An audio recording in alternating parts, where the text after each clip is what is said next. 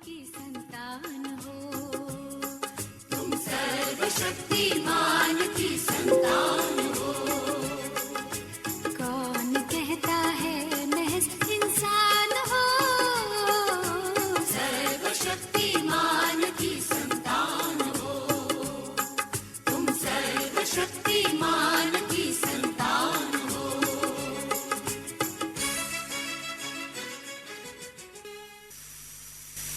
ओम शांति। विशेष आज का विषय है शक्तिशाली स्थिति का पुरुषार्थ। वर्तमान समय की समीपता को देखते हुए हम अपनी स्थिति को शक्तिशाली बनाने की बड़ी आवश्यकता है।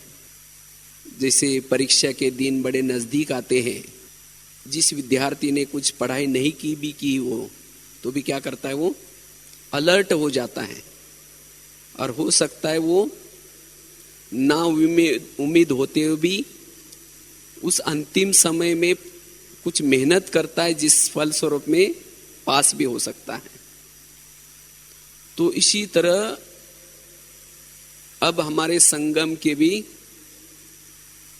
हम अंतिम छोर पर हैं और इसीलिए अब हमें अपने पुरुषार्थ को भी क्या करना पड़ेगा, शक्तिशाली बनाने की आवश्यकता है। क्योंकि वर्तमान समय जो वातावरण है, दूषित वातावरण, इस दूषित वातावरण में हम अपने संस्कारों को परिवर्तन करें, अपनी स्थिति को मजबूत रखें, उसके लिए हमारी स्थिति चाहिए शक्तिशाली। क्योंकि जो कमजोर होंगे इस वातावरण में अपने आप को मायाजीत नहीं बना पाएंगे, और जो मायाजीत नहीं बनता वो सदा संतुष्ट नहीं रह सकता। इस सीजन की बाबा की मुरलियां चल रहे, संस्कारों को परिवर्तन करो। ये संस्कार हमारे परिवर्तन तब होंगे जब हमारी स्थिति शक्तिशाली हो। इसीलिए वर्तमान समय हमें अपनी स्थिति को शक्तिशाली बनाना है, और जितनी हमारी शक्तिशाली स्थिति होंगी, एक तो संस्कार परिवर्तन होंगे, प्रभु मिलन का हम अतीन्द्रिय सुख का अनुभव कर पाएंगे। अगर हमारी स्थिति शक्तिशाली है तब ही हम अतीन्द्रिय सुख का अनुभव कर सकेंगे। और जब हम शक्तिशाली है, स्थिति हमारी शक्तिशाली है, तभी हम सभी गुण और शक्तियों का अनुभव कर पाएंगे। अगर हमने अभी अनुभव नहीं किया तब ये ईश्वरीय गुण या शक्तियों का अनुभव और कब करेंगे। इसीलिए शक्तिशाली स्थिति के द्वारा गुणों और शक्ति का भी हमें अनुभव करना है, और जो शक्तिशाली होगा वही स्वराज्य अधिकारी बन सकता है। अगर हमें अपने कर्मेंद्रिय का राजा बनना है, अपने खुद के संस्कारों को परिवर्तन करना है, तो हमारी स्थिति कैसी चाहिए, शक्तिशाली। शक्तिशाली स्थिति के द्वारा ही हम कर्मेंद्रिय का राजा बन सकते हैं। और वर्तमान समय जो हमारे आपस के जो स्वभाव संस्कारों में कभी कभी टकराव हो जाता है, किसी की कुछ कमी कमजोरी नजर आती है, कोई जीवन में विभिन्न प्रकार की समस्या आती है, लेकिन इस समस्याओं में भी हम अचल अडोल बन करके रहे। इसीलिए हमारी स्थिति कैसी चाहिए, शक्तिशाली। कमजोर स्थिति वालों को दूसरे की कमी कमजोरियां नजर आती हैं। वास्तव में उन आत्माओं का दोष नहीं है, दोष हमारा है। जब हम कमजोर बन जाते हैं तब दूसरे की कमी कमजोरी नजर आती है। तो इसीलिए वर्तमान समय प्रमाण हमें अपनी स्थिति को क्या बनाना है, शक्तिशाली। और जब हम शक्तिशाली बनेंगे, एक तो कर्मेंद्र का राजा बन सकेंगे, सदा ही हमारी बिंदु रूप स्थिति बीजरूप स्थिति, अशरीरी स्थिति रह सकेंगी। वास्तव में शक्तिशाली स्थिति क्या है? किसको हम माने शक्तिशाली स्थिति?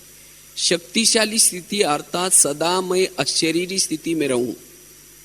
जिस दिन मैं अशरीरी स्थिति में हूं उसी दिन मेरी स्थिति कैसी है? शक्तिशाली। जिस दिन मेरी कर्मेंद्रिया कोई भी मुझे धोखा ना दे उसी दिन मैं क्या हूं? शक्तिशाली हूं। जिस दिन मैं किसी के भी कमी कमजोरी पर चिंतन ना करूं, ना मुझे किसी की कमी नजर ना आए, सभी के अंदर गुण ही गुण दिखाई पड़े, उसी दिन मेरी स्थिति कैसी है? शक्तिशाली। जिस दिन मेरा कोई भी जो संस्कार कभी कभी रिपीट होता है तो वो संस्कार मेरा जीवन में आज का दिन रिपीट नहीं हुआ, इसका मतलब आज की स्थिति मेरी कैसी रही? शक्तिशाली। अगर सारा दिन मैंने श्रीमत का एक्यूरेट पालन किया है तो आज मेरी स्थिति कैसी रही? शक्तिशाली। आज मैंने कर्मयोगी स्थिति का अनुभव किया, कर्म करते हुए भी बिल्कुल बाबा को सम्मुख देख रहा हूं, तो इसका मतलब मेरी स्थिति कैसी है? शक्तिशाली। इसको कहेंगे शक्तिशाली स्थिति। जिस दिन कोई समस्या आई, कोई बातें आई, लेकिन मैंने बीती को बिंदी लगाया, उस बातों का बार बार चिंतन नहीं चला, उसको भूल गया, इसका मतलब मेरी स्थिति कैसी है? शक्तिशाली। अगर उन बातों को बात हो गई लेकिन उसके बार बार अगर संकल्प चले तो मेरी स्थिति कैसी है? कमजोर है। इसको कहेंगे शक्तिशाली स्थिति। अगर ये लक्षण हमारे जीवन में है तब हम शक्तिशाली हैं। मेरी बुद्धि सारा दिन कोई भी बातों में, चाहे किसी की विशेषता के पर, किसी के सुंदरता के पर, कोई भी साधनों में आकर्षित नहीं रही। मैं सारा दिन मुक्त अवस्था में रहा तो समझो कि मेरी सारा दिन शक्तिशाली स्थिति है। योग के समय हम बैठे हैं, योग में बैठते समय बुद्धि को मैंने जहां लगाया, बुद्धि ने वही विजन निर्माण किया, मन में वही संकल्प चले, तो समझे मेरी स्थिति कैसी है? शक्तिशाली। अगर बुद्धि मेरा कहना नहीं मानती, मन मेरा कहना नहीं मानता, इसका मतलब मैं कमजोर हूं। और कमजोर कभी भी राजा नहीं बन सकता, अधीन वाला अधिकारी नहीं बन सकता। इसीलिए अगर हमें ऊंच पद प्राप्त करना है तो मुझे क्या बनना पड़ेगा? शक्तिशाली। शक्तिशाली बनने का पुरुषार्थ करना पड़ेगा। सारा दिन आज मैं संतुष्ट रहा, क्योंकि जो शक्तिशाली है वही क्या रह सकता है? संतुष्ट। जो कमजोर है वो कभी भी संतुष्ट नहीं रह सकता। क्यों शक्तिशाली बना? क्योंकि उसको सर्व प्रकार की प्राप्ति हुई है। जो पाना था सो पा लिया, इसीलिए वो सदा संतुष्ट। मेरा क्या होगा, कैसा होगा, मेरे लिए कोई अगर ऐसी बातें हैं क्यों क्या, इसका मतलब वो कैसा है? कमजोर है। उसका ना अपने ऊपर विश्वास है, ना बाप के ऊपर विश्वास है, ना ड्रामा के ऊपर विश्वास है। क्वेश्चन वाला कभी भी प्रश्न जो निर्माण अंदर से होते वो प्रसन्न नहीं रह सकता, और जो प्रसन्न नहीं रह सकता वो संतुष्ट भी नहीं रह सकता। इसका मतलब वो कमजोर है। कोई भी परिस्थिति में किसी ने मेरी ग्लानि की, ग्लानि में भी संतुष्ट रहा, इसका मतलब वो शक्तिशाली आत्मा है। ग्लानि सुनते समय भी ग्लानि सुनाने वालों के प्रति स्नेह का भाव निर्माण हो जाए। जैसे प्रशंसा कोई करता है तो उस समय अच्छा लगता है, इसी तरह ग्लानि सुनना भी जिसको अच्छा लगता है वो कौन है? वो शक्तिशाली है। वही ऐसी आत्मा ही ग्लानि सुनाने वालों को भी दुआएं देगा, वो हलचल में नहीं आएगा। और शक्तिशाली स्थिति में मन के संकल्प की हलचल नहीं होती। जो शक्तिशाली आत्मा है उसके मन में कोई भी हलचल नहीं। जैसे जो हाथी होता है ना, हाथी क्या कैसे चलता है? चाहे कितने भी कुत्ते भौंके या चाहे कुछ भी हो जाए, अपने चाल से चलता है। इसी तरह जो शक्तिशाली आत्मा है, परिस्थितियां कितना भी आए, बातें कितना भी आए, लेकिन वो अपना अचल अडोल अवस्था में चलता है।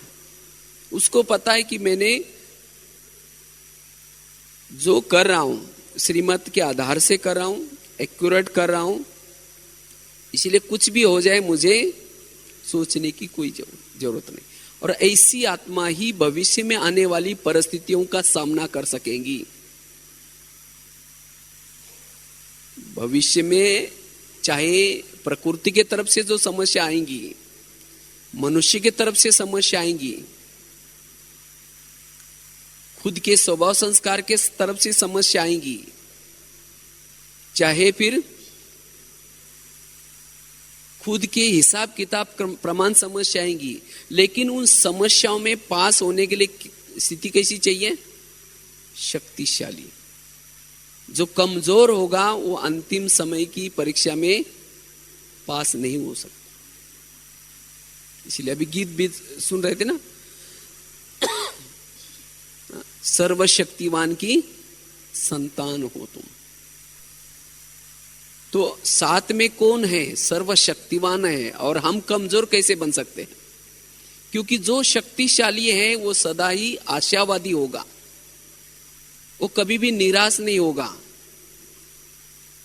आशावादी, जिसको बाबा कहते हैं ना होप,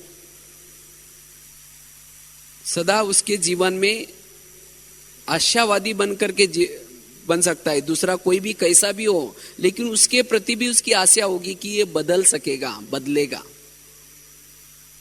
वो व्यर्थ कभी नहीं सोचेगा। और जो शक्तिशाली है, शक्तिशाली आत्मा कभी भी व्यर्थों का चिंतन नहीं करेगी, पर चिंतन नहीं करेगी। जैसे रॉयल होता है ना, रॉयल व्यक्ति कभी भी मिट्टी में नहीं खेलते। रॉयल बच्चे जो होते हैं मिट्टी में नहीं खेलते। इसी तरह जो शक्तिशाली है वो व्यर्थ का चिंतन, साधारण चिंतन नहीं करेगा। इसीलिए बाबा कहते वर्तमान समय हमें अपनी स्थिति को शक्तिशाली बनाने की आवश्यकता है। लेकिन वो स्थिति हम कैसे बनाएं? शक्तिशाली स्थिति किसको कहते हैं, इसकी जरूरत क्या है, इसके बारे में हमने देखा। लेकिन ऐसी स्थिति हम कैसे बनाएं जो हम सदा शक्तिशाली बने? हम तो क्या होते हैं, कभी कभी शक्तिशाली बन जाते हैं और कभी कभी क्या हो जाते हैं, कमजोर बन जाते हैं। और जिस समय कमजोर बन जाते हैं तो जिस समय तक शक्तिशाली थे तब तक हमने जो कुछ जमा किया वो सब जिस समय कमजोर बन जाते उसी समय सब क्या हो जाता है, वो खत्म हो जाता है। इसीलिए बाबा भी चाहता है कि अब बच्चों की स्थिति सदा शक्तिशाली बने, सदा संतुष्ट रहे। और जब सदा हम रहेंगे तब हमारे जो संस्कार है पुराने, वो पुराने संस्कार दबे रहेंगे, मर्ज रहेंगे। और मर्ज रहते रहते रहते वो खत्म हो जाएंगे, वो परिवर्तन होंगे। इसलिए मेरे अपने पुराने संस्कार मर्ज रहे, वो मेरे जीवन में रिपीट ना हो जाए, उसी लिए मुझे क्या बनना पड़ेगा, शक्तिशाली। क्योंकि माया देखते कि अब ये कमजोर बनता जा रहा है, मैं जाकर के उसके ऊपर वार करूं। क्योंकि कोई भी कमजोर होता है, कमजोरों के ऊपर वार किया जाता है। और कमजोर किसको कहेंगे, जो अकेला है। हमें कभी भी अकेला नहीं रहना है। चलो अब 3 मिनट बाबा को याद करके उसी शक्तियों से हम शक्तिशाली का अनुभव करें। प्रेम से बस दो घड़ी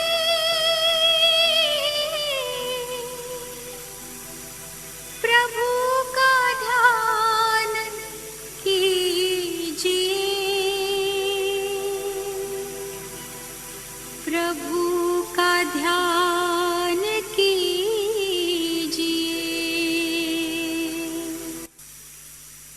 तो बात चल रही थी कि शक्तिशाली स्थिति का पुरुषार्थ में कितना महत्व है,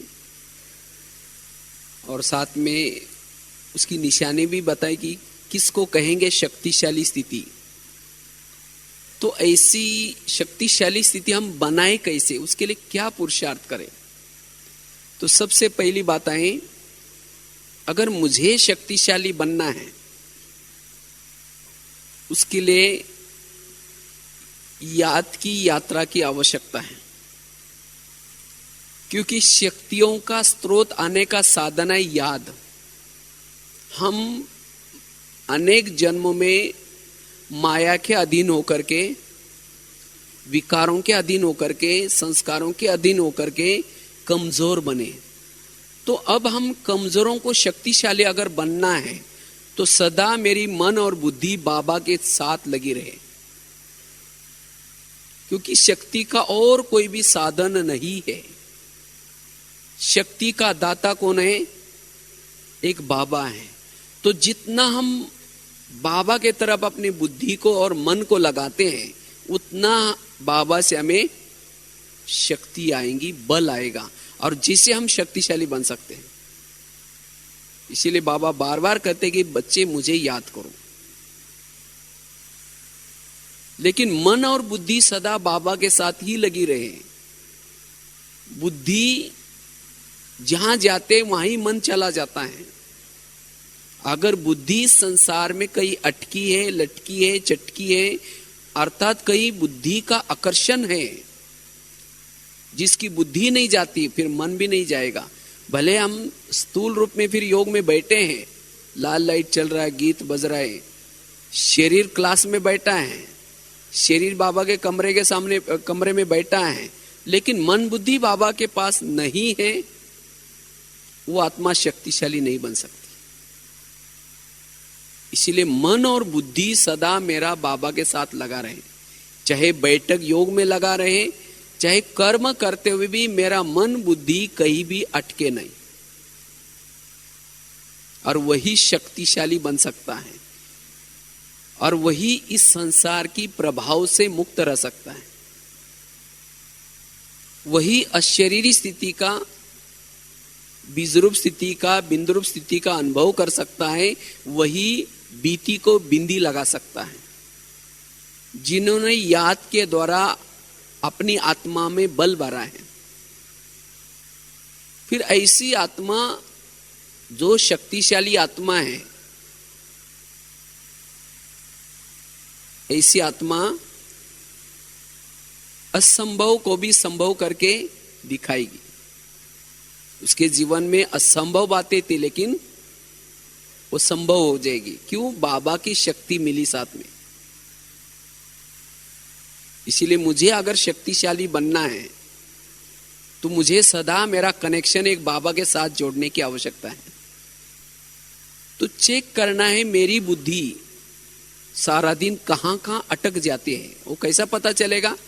जब आप योगाभ्यास में बैठते हैं तो उसी समय जहां जहां आपके मन में विचार चलते हैं, जब योग में बैठते हैं, जहां जिस बातों के मन में विचार चलते हैं, इसका मतलब आज सारा दिन इन बातों में मेरी बुद्धि अटक गई है, वो बातें मुझे दिल में लग गई है, मेरा दिल वहां लगा हुआ है। अगर दिल वहां लगा है तो दिल बाबा में, दिल बुद्धि को दिल भी कहते हैं। अगर दिल कहीं इस संसार की कोई बातों में, व्यक्तियों में, परिस्थितियों में लगा है तो उसका दिल परमात्मा में नहीं लग सकता, और जिसका दिल नहीं लगता उसका मन भी नहीं लगता, और जिसका दिल और मन नहीं लगा, मन बुद्धि नहीं लगा, वो शक्तिशाली नहीं बन सकेंगे। और शक्तिशाली नहीं तो संस्कारों को परिवर्तन नहीं करेगी, ना वो स्वराज्याधिकारी बन सकेंगी। सारा दिन दूसरों की कमी कमजोरी नजर आएगी। इसीलिए अगर मुझे शक्तिशाली बनना है तो मुझे योग में बैठ करके मन बुद्धि को बाबा में लगाने की आवश्यकता है। मन बुद्धि को ऑर्डर करो, मन को अपना मित बनाओ, बुद्धि को भी क्या करो, समझाओ। जैसे ब्रह्मा बाबा ने शुरू में क्या किया, ये अभ्यास किया, मन को बुद्धि को रोज क्या करते थे, दरबार लगा करके उनसे बातें करते थे, अपने विवेक को जागृत किया। हे बुद्धि, देखो ये समय कौन सा चल रहा है, हे बुद्धि तुम इधर उधर क्यों जाती हो। अगर हमारी बुद्धि समझ जाएगी, तब बुद्धि अगर बाबा की तरफ जाएगी तो मन भी जाएगा। जहां हमारा ध्यान होगा वहां हमारा मन होगा। और ध्यान और मन जिसका परमात्मा में लगा है वही लवलीन स्थिति में रह सकता है। और जो लवलीन है, एक बाप के लव में लीन है, वही शक्तिशाली बन सकता है। दूसरी बात है, अगर मुझे शक्तिशाली बनना है तो मुझे सभी प्रकार के व्यर्थ से मुक्त बनना पड़ेगा। व्यर्थ से मुक्त, परचिंतन से मुक्त। क्योंकि आज जो हमारा समय जो व्यर्थ जाता है, किस में जाता है, दूसरों को देखने में, दूसरे के बारे में सोचने में, परचिंतन पर दर्शन में। तो इसीलिए अगर मुझे शक्तिशाली बनना है तो व्यर्थों से मुक्त। क्योंकि व्यर्थ एक प्रकार का लीकेज है। जब तक इस लीकेज को बंद नहीं करेंगे तब तक शक्तिशाली नहीं बन सकते। इसीलिए सारा दिन मुझे क्या करना है, किसी औरों का परचिंतन नहीं करना है। परचिंतन करने वाला पर का ही दर्शन करेगा, और जो पर का दर्शन करने वाला शक्तिशाली बनने के बजाय कमजोर बनेगा।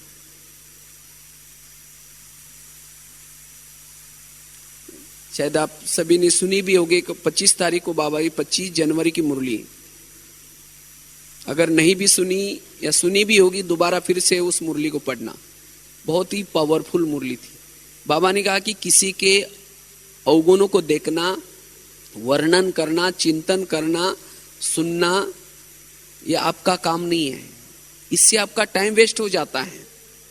किसी को बदलना, किसी को परिवर्तन करना, यह बाप ने कांटेक्ट लिया है, वो आपका कांटेक्ट नहीं है। इसीलिए कभी कभी हम क्या करते हैं, कोई आकर के किसी की बातें सुनाता है तो हम उसको सुन लेते हैं। क्योंकि ऐसी बातें सुनने से हमारा दृष्टिकोण और हमारी दृष्टि नेगेटिव बन जाती है। और जिसकी दृष्टिकोण और दृष्टि नेगेटिव है वो शक्तिशाली कभी नहीं बन सकता। उसकी कमजोरी का हम क्या करते हैं, वर्णन करते हैं, ये ऐसा है, ये ऐसा है, ये ऐसा है। अगर किसी की कमजोरी नजर आती है, इसका मतलब आज मैं क्या बनता जा रहा हूं, कमजोर। इसीलिए मुझे परिवर्तन करना है। अपने दृष्टिकोण को बदलो। क्योंकि जब हम मन में चिंतन करते हैं, चिंतन से क्या हो जाते हैं, वृत्ति बनती है, और वृत्ति से दृष्टि बनती है। और जिसकी दृष्टि निगेटिव है वो कभी भी संतुष्ट नहीं रह सकता। इसीलिए मुझे अपने दृष्टिकोण को बदलना है। कहते ना, जैसा चश्मा पहनो वैसी दुनिया नजर आती है। अगर लाल पहनेंगे तो दुनिया कैसी नजर आएगी, लाल। कहते एक माता जी थी और उसके ही पड़ोस में दूसरी माता जी का एक घर था। और उसके घर से, उस माता जी के घर से वो पड़ोसनी का घर दिखाई पड़ता, छत दिखाई पड़ता था। तो रोज जब वो उठती है उसके छत पर कपड़े सुखाए रहते हैं। वो कपड़ों को देख करके वो अपने पति को रोज कहते, पता नहीं ये लोगों को अक्ल भी नहीं है, कैसे गंदे गंदे कपड़े हैं, पता नहीं कौन सा साबुन यूज करते हैं, पता नहीं कौन सा सर्फ यूज करते हैं। वो पति को कहते जाओ उनको बता के आओ। तो रोज क्या करते वो सुनाते हैं। तो सुनाते एक दिन क्या हुआ, जब वो उठी और उठ करके जब अपने घर से छत पर देखा तो उसने देखा कि कपड़े बहुत आज साफ नजर आने लगे उसको। तो कपड़े साफ देख करके वो पति को कहते आज पता नहीं इनको कैसी अक्ल आ गई, आज कितना साफ धुलाई किया, देखो पता नहीं कौन सा साबुन यूज किया, पता नहीं कौन सा सर्फ यूज किया, जाओ पूछ के आओ। उस समय पति धीरे से मुस्कुराता है, कहता है आज सवेरे सवेरे मैंने अपने घर के खिड़की के कांच साफ किए। समझ में आई ये बात? मतलब रोज वो पड़ोसनी कपड़े अपने कैसे धुलाई करती थी, वो साफ धुलाई करती थी, लेकिन उसको गंदे क्यों नजर आने लगे? क्योंकि उनके ही घर के खिड़की के कांच गंदे थे, धूल लगी थी, और उसके कारण कपड़े कैसे दिखते थे? गंदे। और जिस दिन पति ने वो कांच साफ किया उसी दिन कैसे दिखने लगे?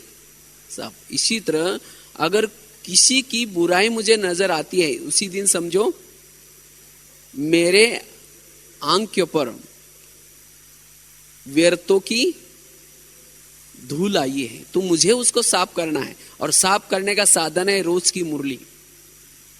जो मुरली का चिंतन करता है, मुरली है पॉजिटिव चिंतन, ड्रामा है पॉजिटिव चिंतन।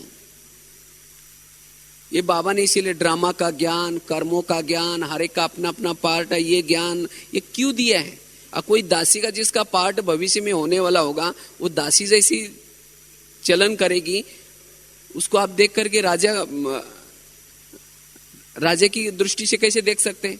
इसीलिए बाबा ने कहा कि ये राजधानी स्थापन होने वाली है, तो किसी को देख करके हमें निगेटिव नहीं सोचना है, क्योंकि ये निगेटिव चिंतन हमारा समय बर्बाद करते हैं। तो इसीलिए व्यर्थों से बचने की आवश्यकता है, तब हम समर्थ बन सकते हैं। तीसरी बात है, अगर मुझे शक्तिशाली बनना है उसके लिए आज तक बाबा ने जितने भी मुझे स्मृतियां दी है, जो भी मुझे सम्मान दिए, उसको मुझे स्मृति में रखना पड़ेगा, उसका चिंतन करना पड़ेगा, तब हम क्या बन सकेंगे? समर्थ। और समर्थ को कहते हैं शक्तिशाली। तो बाबा ने आज तक जो भी सम्मान दिए हैं, अब घर जाना है, तुम महावीर हो, तुम शिव शक्तियां हो, तुम्हारे साथ स्वयं सर्वशक्तिवान है, ये कितनी सारी स्मृतियां दी। जितना इस स्मृति का हम चिंतन करते हैं उतना समर्थ बन जाएंगे, शक्तिशाली बन सकेंगे। इसके बजाय अगर हम इसने कल क्या कहा था, इसने मेरे लिए क्या क्या किया है, अगर यही चिंतन करेंगे, बीती हुई बातों का चिंतन करेंगे, तो कमजोर बन जाएंगे। इसीलिए मुझे क्या करना, अपने मन में सम्मानों का चिंतन, स्मृतियों का चिंतन, और इस चिंतन के द्वारा ही हम शक्तिशाली बन सकते हैं। इसीलिए रोज अपने मन की दिनचर्या बना करके रोज कोई ना कोई सम्मानों का अभ्यास आवश्यक है, क्योंकि जैसा अंदर चिंतन चलता है वैसे जो हमारे मन में चलता है वही बोल में आता है, और वही दृष्टिकोण और वही वृत्ति बनती है। अगर चिंतन मेरा शुभ नहीं है तो हम शुभ चिंतक नहीं बन सकेंगे, और जो शुभ चिंतक नहीं है वो शुभ वायुमंडल भी फैला नहीं सकता। इसीलिए मुझे सबसे नंबर 1 क्या है? चिंतन। चिंतन हमारा शुभ चिंतन किसको कहेंगे? मुरली का चिंतन, ज्ञान का चिंतन, सम्मानों का चिंतन, इसको कहेंगे शुभ। और जिसका चिंतन शुभ है वही शुभ चिंतक बनेगा, और जो शुभ चिंतक है वही वायुमंडल भी कैसा फैलाएगा? शुभ। और वही शक्तिशाली है जो वायुमंडल को शुभ फैलाता है। अगर कमजोर वायुमंडल बनाता है वो क्या है? कमजोर है। इसीलिए मुझे स्मृतियों का चिंतन करना है, सम्मानों का चिंतन करना है। मेरे साथ में कौन है, मुझे कौन पढ़ाता है, घर का चिंतन, भविष्य का चिंतन, कितना सारा बाबा ने ये चिंतन करने के लिए पॉइंट दिए हैं। जितना इस चिंतन में रहेंगे उतना शक्तिशाली बनेंगे। ये तीसरी बात है। चौथी बात है, अगर मुझे शक्तिशाली बनना है, इसके लिए मुझे समस्याओं का समाधान करना है। समस्या का खुद ही समाधान करें, जिसको बाबा पिछले 2-3 सालों से कारणों का निवारण करो, समस्या का समाधान करो, नो प्रॉब्लम की स्थिति में रहो। जो नो प्रॉब्लम की स्थिति में है, जो कारणों का निवारण करता है, समस्या का समाधान करता है, वही क्या बन सकता है? शक्तिशाली। मेरे जीवन में कोई भी समस्या नहीं है, नो प्रॉब्लम। बाबा आपने मेरे पड़ोस में, मेरे ऑफिस में, मेरे घर में जिनको जिनको रखा हुआ है, सब मेरा कल्याण करने वाले हैं। मेरे जीवन की हर घटना में मेरा कल्याण है। ऐसा अनुभव करने वाला, कल्याण करने वाले है ना, यह कल्याण करने वाले हैं। बाबा ने आपका जो ड्रामा बनाया है, ड्रामा की एडिटिंग की है, बहुत सुंदर की है। जिसको जिसको आपके संपर्क में रखा है, सब आपका कल्याण करने वाली है। जिसकी ये भावना है और जो इस भावना से देखता है, वो जीवन की हर समस्या का क्या करेगा? समाधान करेगा। और जो हर समस्या का समाधान करता है, वो मन जीत है। और जो मन जीत है, वही शक्तिशाली है। आज हमारा जो समय चला जाता है, समस्या का समाधान करने में जाता है। दूसरों को सुनाएंगे, मेरे लिए ऐसा ये समस्या क्रिएट कर रहा है, मैं क्या करूं। दूसरे का टाइम भी वेस्ट, उसकी भावना भी खराब, वायुमंडल भी खराब। आज तक आपके जीवन में जितनी भी समस्या आई, उन समस्या से आपका भला हुआ या बुरा हुआ है? भला हुआ है ना। अगर वो समस्या ना आती तो हमारा कल्याण ना होता। इसलिए हमें समस्या का समाधान करना है। हम इंतजार करते हैं समस्या खत्म हो जाएंगी तब हम ये करेंगे। समस्या खत्म नहीं होने वाली है। ये एक समस्या जाएगी, दूसरी आएगी, वो जाएगी, तीसरी आएगी। समस्या है तो भी आप उड़ो, समस्या को लेकर के चलो। नहीं तो कईयों को लगता है ना, थोड़ी सर्दी पूरा हो जाएगा ना, हम रोज सेंटर पर जाएंगे, हो जाएगा, थोड़ा रोज अमृत वाला उठेंगे, थोड़ा गर्मी पूरा हो जाएगा तो फिर ये करेंगे। गर्मी पूरी हो गई, फिर सर्दी आई, बरसात आई, बरसात आई, फिर उसके बाद फिर सर्दी आएंगी। ये चलता रहेगा। इसलिए हमें समस्या को लेकर के चलना है। और तब जाकर के आप समस्या है तो भी सेंटर पर आओ, समस्या है तो भी अमृत वाला उठो, उसका बाबा समाधान कर देगा। क्योंकि आप अमृत वाला करने से, मुरली सुनने से शक्तिशाली बनेंगे, वो समस्या खत्म हो जाएगी। अगर इंतजार करेंगे तो और दूसरी समस्या निर्माण होती रहेंगी। इसीलिए अगर मुझे शक्तिशाली बनना है, जीवन की हर समस्या से मुझे क्या करना है? उसका समाधान करना है, उसके बारे में नहीं सोचना है। तो कहते हैं ना, बचपन में हम एक कहानी पढ़ा करते थे स्कूलों में। एक बार एक जगह पर एक कबूतर पकड़ने वाला जो शिकारी था, उसने क्या किया? जाली बिछाई, तो कबूतर उसमें फंस गए।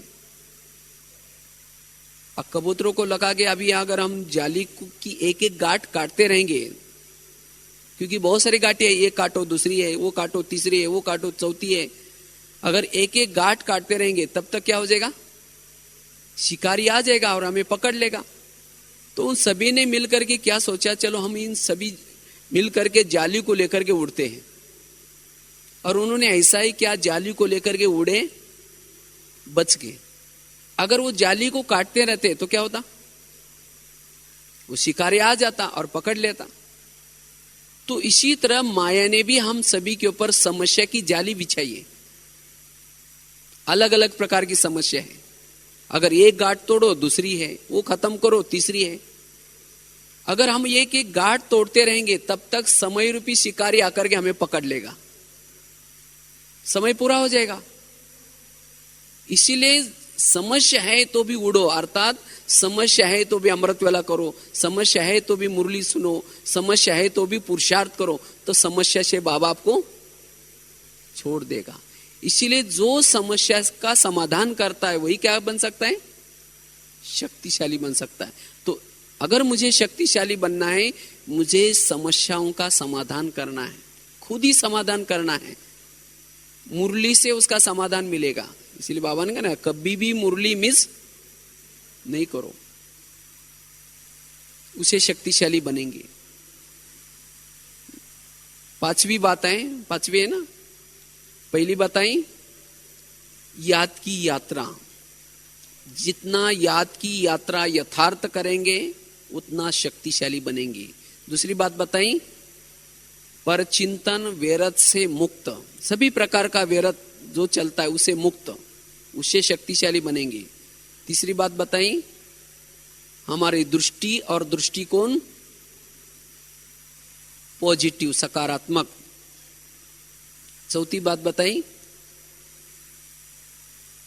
समस्याओं का समाधान करने से ही हम शक्तिशाली बनेंगे। पांचवी बात है, अगर मुझे शक्तिशाली बनना है उसके लिए श्रीमत का पालन, जितना हम श्रीमत का पालन करते उतना शक्तिशाली बनते हैं।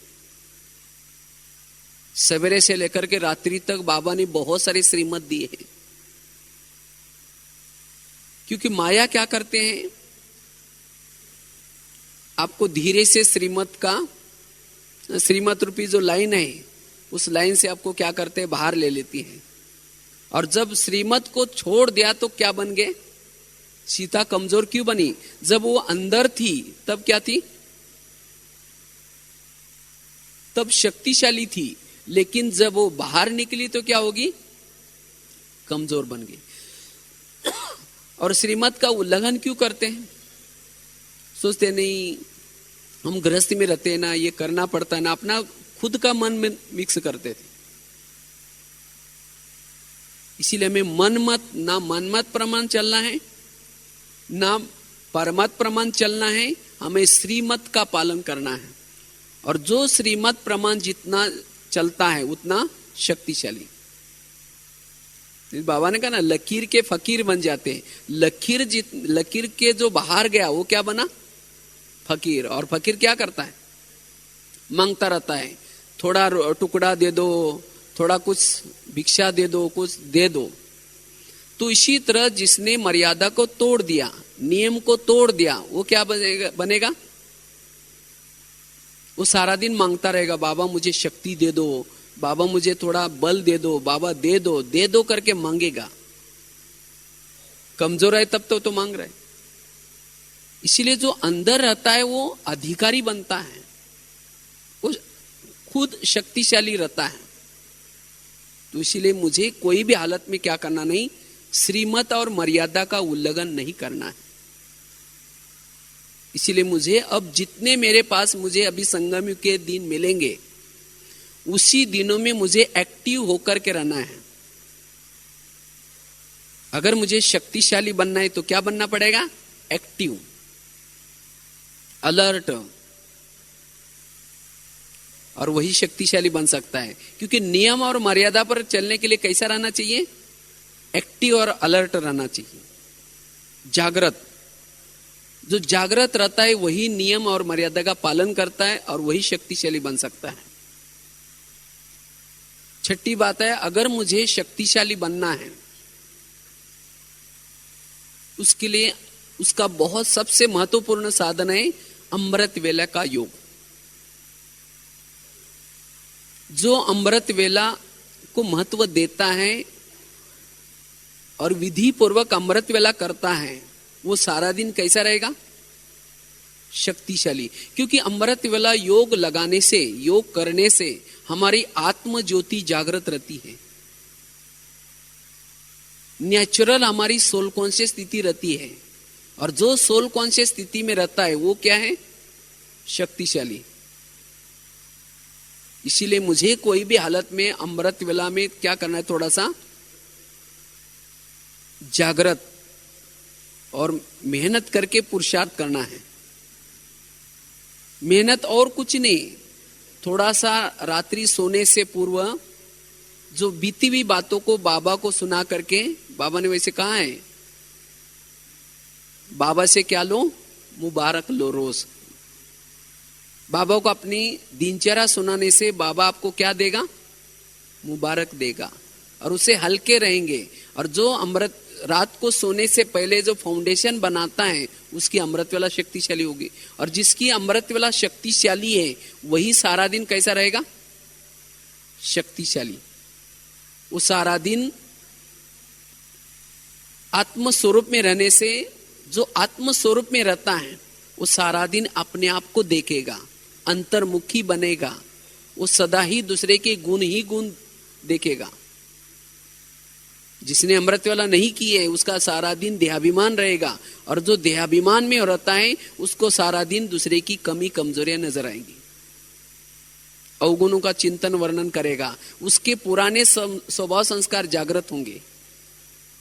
इसीलिए मेरे स्वभाव संस्कार जागृत न हो जाए, मेरी सारा दिन स्वराज्याधिकारी स्थिति बनी रहे, इसके लिए मुझे अमृत वाला योग करने की आवश्यकता है।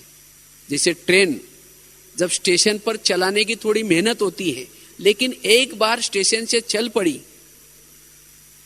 तो फिर बाद में उसको मेहनत नहीं पड़ती, केवल ड्राइवर क्या करता है, उसको पटरी पर रखने का अटेंशन रखता है। इसी तरह जिसने अमृत वाला थोड़ा मेहनत की पुरुषार्थ में, तो उसकी सारा दिन उसकी पुरुषार्थ रूपी ट्रेन सहज चलेगी। केवल नियम और मर्यादा की पटरी पर रखने का अटेंशन रखना है, उसका पुरुषार्थ दौड़ता रहेगा। जो अमृत वाला मेहनत नहीं करता उसको सारा दिन क्या करनी पड़ेगी, मेहनत करनी पड़ेगी, सहन करने की मेहनत करनी पड़ेगी,